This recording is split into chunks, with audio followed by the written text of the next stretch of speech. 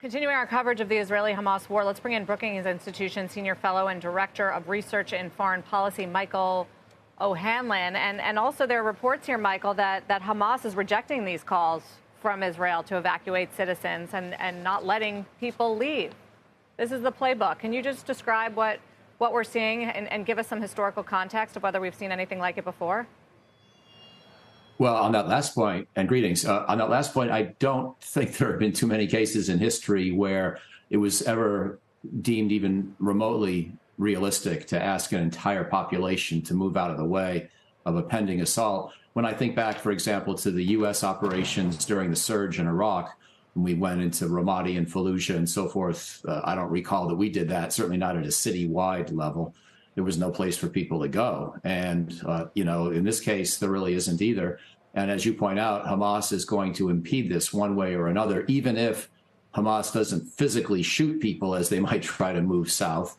It probably has more sway over its own fellow Palestinians than Israel would, given that Hamas, is not necessarily universally popular, but also is not universally unpopular. And so I would think that Israel's goal here is probably not realistic, and maybe as much as anything, so Israel can say it tried, that it tried to, with this early effort, mitigate the potential indirect and unintentional harm to civilians that is going to happen with an invasion, whether anybody likes it or not. And so in that sense, it may be as much for public relations as out of a realistic prospect of achieving that movement of people. So based on your study, long-term study of the conflict here, and what do you think Israel has planned, and what do you think the end game is here? Well, first of all, I think whatever Israel has planned has developed over the last week to a large extent, because while Israel has gone into Gaza many times before, several times before, it's gone in for limited purposes in places where it had specific targets in mind. And certainly it worried about what booby traps and other kinds of ambushes or problems it could encounter along the way. But it didn't need a comprehensive plan to try to take down Hamas. It had, as you know, sort of a live and let live attitude towards Hamas. Now it needs to develop a response to an attack that it obviously didn't see coming and still is shocked by the magnitude, scale, and brutality of the attack.